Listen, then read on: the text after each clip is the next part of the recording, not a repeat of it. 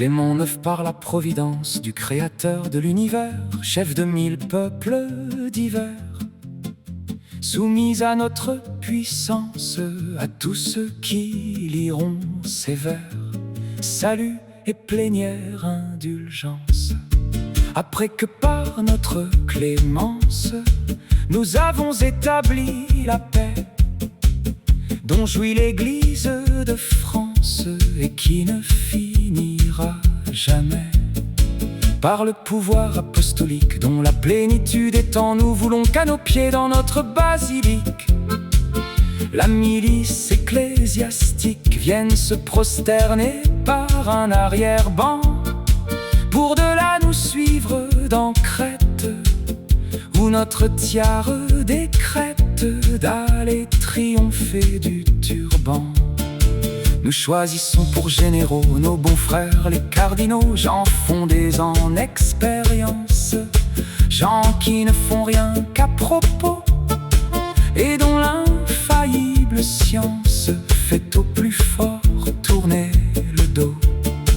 Nous nommons pour leurs lieutenants les évêques, ces braves gens qui n'aiment pas la résidence.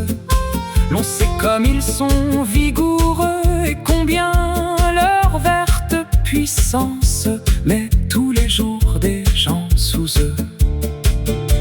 Pour leurs aides de camp, nous choisissons sans brigue les évêques impartibus, gens de modiques revenus et qui sont faits à la fatigue.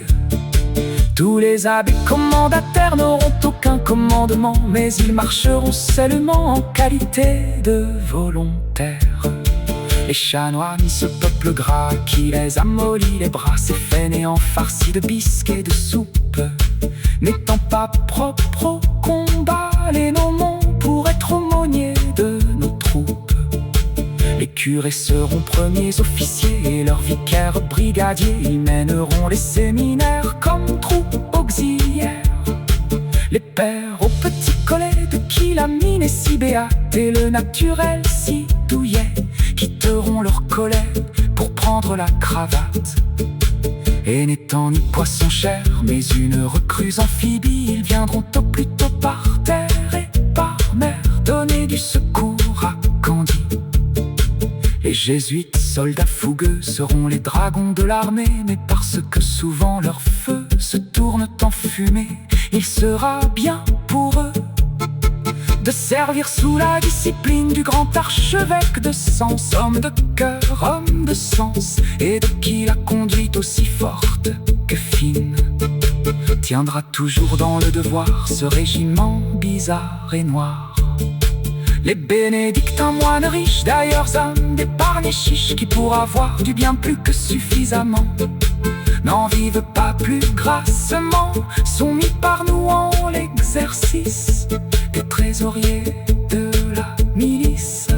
Nous ne jugeons pas que les carmes soient propres à porter les armes, ainsi nous jugeons à propos, réglant leur emploi sur leur mine, de les commettre à la cuisine comme vivandiers gras et gros.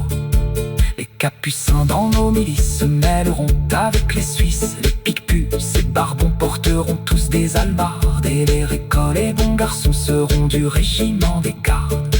Les cordeliers, moines dodus qui frappent des stocks et de taille, nous les mettrons dans la bataille au nombre des enfants perdus. Les minimes, ces gens huilés, si grotesquement habillés, seront bons canonniers peut-être, car ils sentent fort le salpêtre. Les jacobins inquisiteurs feront punir les déserteurs, les augustins, gens sans souci, pourront monter sur notre flotte, car ces gros moines, Dieu merci, ont l'humeur assez matelote. Les mathurins à Baudenier rachèteront les prisonniers, les chartreux auront soin des mines, les prémontrés et les feuillants, et tous les autres moines blancs nous entretiendront de farine. Les pères de la mission qui sont toujours en action, aux courses troupes accoutumées, seront les coureurs de l'armée. Les ermites, gens séparés dans les déserts retirés, se joindront aux captes fidèles pour y servir de sentinelles.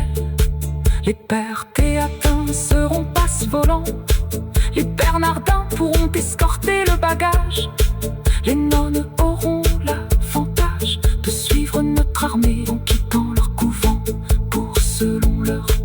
usages, gouverner les blessés qui seront dans nos camps.